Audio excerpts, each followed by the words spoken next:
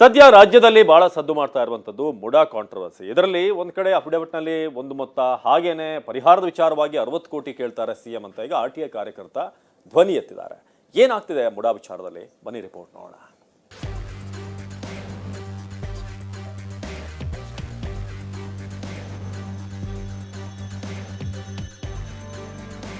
ಮುಡಾ ಹಗರಣಕ್ಕೆ ಆರ್ಟಿಐ ಕಾರ್ಯಕರ್ತ ಸ್ಫೋಟಕ ಟ್ವಿಸ್ಟ್. 3 ಎಕರೆ 16 ಗುಂಟೆಗೆ ಎಷ್ಟು ಕಾಂಪನ್ಸೇಷನ್ ಕೊಡಬೇಕು ಅಂತ ಕೊಟ್ಬಿಡ್ಲಿ, 60 ಕೋಟಿ ಆಗುತ್ತೆ. 8 ಕೋಟಿ ಭೂಮಿಗೆ 60 ಕೋಟಿ ರೂಪಾಯಿ ಕೇಳಿದ್ರ ಸಿಎಂ.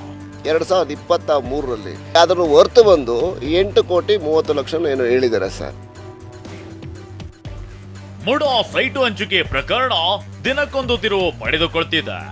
ಕೆಸರೆ ಗ್ರಾಮದ ಸರ್ವೆ ನಂಬರ್ 464ರಲ್ಲಿರೋ 3 ಎಕರೆ 16 ಗುಂಟೆ ಜಮೀನನ್ನ ವಶಪಡಿಸಿಕೊಂಡಿದ್ದ ಮುಡಾ ಬದಲಿಗೆ ವಿಜಯನಗರದಲ್ಲಿ 14 ನಿವೇಶನಗಳನ್ನ ಸಿಎಂ ಸಿದ್ದರಾಮಯ್ಯ ಪತ್ನಿಗೆ ನೀಡಿತ್ತು.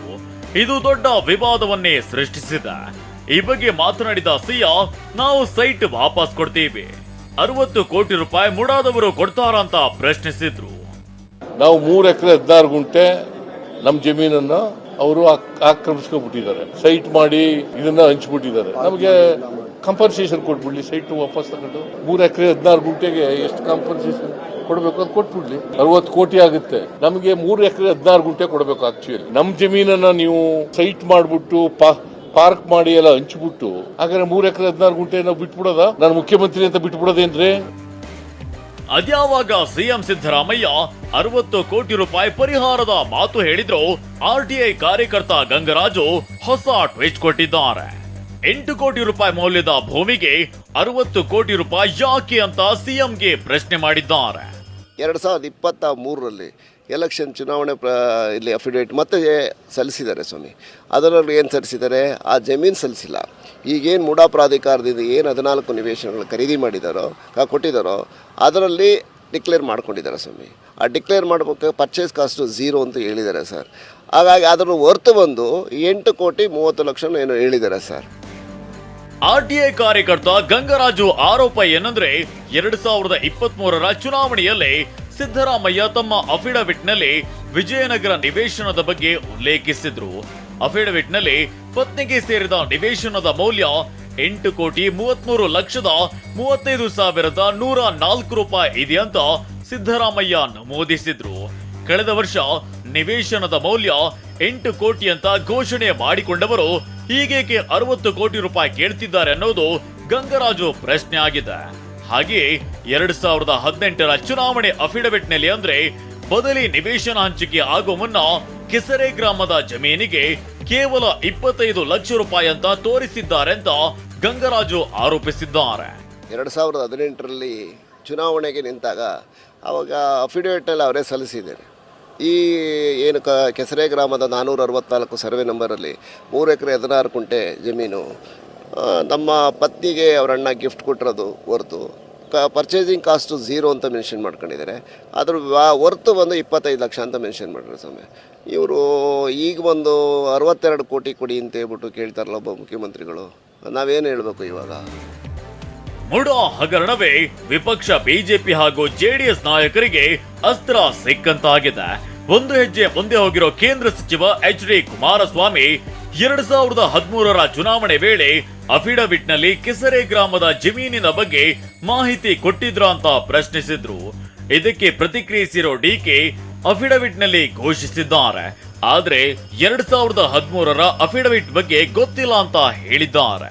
ಇವರ ಧರ್ಮಪತ್ನಿ ಹೆಸರಲ್ಲಿ ಇದ್ದಿದ್ದು ಅಂತ ಹೇಳ್ತಾರಲ್ಲ, ಇವರ ಧರ್ಮಪತ್ನಿ ಹೆಸರಿಗೆ ಯಾವಾಗ ಬಂತು?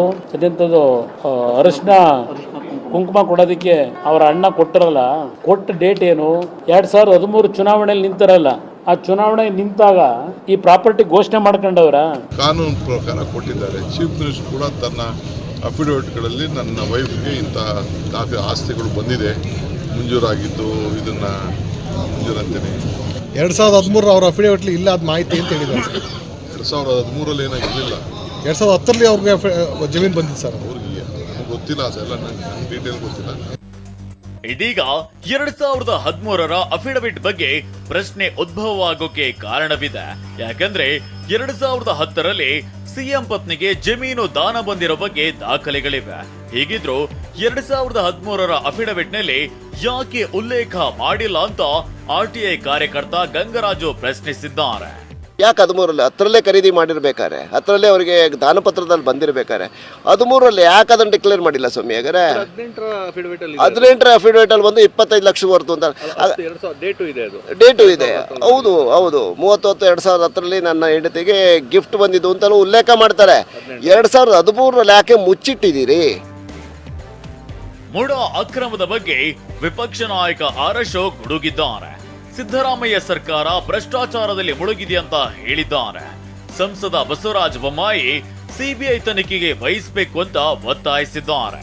ರಾಜ್ಯದಲ್ಲಿರುವ ಸರ್ಕಾರ ಒಂದು ರೀತಿ ಐಸಿಯುನಲ್ಲಿರುವಂತ ಸರ್ಕಾರ ಭ್ರಷ್ಟಾಚಾರದಲ್ಲಿ ಮುಳುಗಿ ಇವತ್ತು ಮೂಢ ಹಗರಣ ಇರ್ಬೋದು, ವಾಲ್ಮೀಕಿ ಹಗರಣ ಇರ್ಬೋದು, ಈ ಸರ್ಕಾರಕ್ಕೆ ಕಂಟಕವಾಗಿ ನಿಂತಿದೆ. ಈ ಸರ್ಕಾರ ಬಹಳ ದಿನ ಉಳಿಯಲ್ಲ. ಮುಖ್ಯಮಂತ್ರಿಗಳಿದ್ದಾರೆ, ಯಾವುದೂ ನಾವು ತಪ್ಪು ಮಾಡಿಲ್ಲ ಅಂತ. ತಪ್ಪು ಮಾಡಲಿಲ್ಲ ಅಂತಂದರೆ ಇಂಡಿಪೆಂಡೆಂಟ್ ಆಗಿ ಎಂಕ್ವೈರಿ ಆಗಬೇಕು, ಒಂದು CBI ಎಂಕ್ವೈರಿ ಕೊಡಬೇಕು. ಇಲ್ಲದೇ ಇದ್ದರೆ ಒಬ್ಬ ಜಡ್ಜಿನ ನೇತೃತ್ವದಲ್ಲಿ ಇದನ್ನು ಎಂಕ್ವೈರಿ ಮಾಡಿದಾಗ ಸತ್ಯ ಬರುತ್ತೆ. ಒಂದ್ ಕಡೆ ಬಿಜೆಪಿ ಜೆಡಿಎಸ್ ನಾಯಕರು ಸಿಎಂ ಸಿದ್ದರಾಮಯ್ಯ ವಿರುದ್ಧ ಮುಗಿಬೀಳ್ತಿದ್ದಾರೆ. ಬಿಜೆಪಿ ನಾಯಕರ ಆರೋಪಕ್ಕೆ ಕಾಂಗ್ರೆಸ್ ನಾಯಕರು ಕೌಂಟರ್ ಕೊಟ್ಟಿದ್ದಾರೆ. CM ಅವರು ಅದಕ್ಕೆ ಸ್ಪಷ್ಟನೆ ಕೊಟ್ಟಿದ್ದಾರೆ. ನನಗೆ ಪರ್ಯಾಯವಾಗಿ ಒಂದು ಹೊಸದನ್ನ ಕೊಟ್ಟಿದ್ದಾರೆ. ಈಗಲೂ ನಾವು ಬಿಟ್ಟು ಕೊಡ್ತೀನಿ, ಪರಿಹಾರ ಕೊಡಿ ಅಂತ ಕೂಡ ಹೇಳಿದ್ದಾರೆ. ಬಿಜೆಪಿ ಅವರು ತಾವು ಇದ್ದಾಗ ಎಷ್ಟು CBI ಕೊಟ್ಟಿದ್ದಾರೆ? ಯಾರ್ಯಾರು ಕಾನೂನು ಉಲ್ಲಂಘನೆ ಮಾಡಿ ಸಂಸ್ಥೆಗೆ ನಷ್ಟ ಉಂಟು ಮಾಡಿದ್ದಾರೆ ಅವರು ಯಾರನ್ನು ನಾವು ಬಿಡೋದಿಲ್ಲ. ಮುಡಾ ಹಗರಣದ ಉರುಳು ದಿನದಿಂದ ದಿನಕ್ಕೆ ಹೊಸ ತಿರುವು ಪಡೆದುಕೊಳ್ತಿದೆ. ಮೂಲ ಜಮೀನಿನ ಬಗ್ಗೆ ಪ್ರಶ್ನೆ ಎದ್ದಿದೆ. ಪ್ರಾಪರ್ಟಿ ಮೌಲ್ಯ 60 ಕೋಟಿ ಇದೆಯಾ ಅನ್ನೋ ಅನುಮಾನ ಮೂಡಿದೆ. ಇದಕ್ಕೆಲ್ಲ ಸಿಎಂ ಯಾವ ಉತ್ತರ ಕೊಡ್ತಾರೆ ಅನ್ನೋದು ಕುತೂಹಲ ಮೂಡಿಸಿದೆ.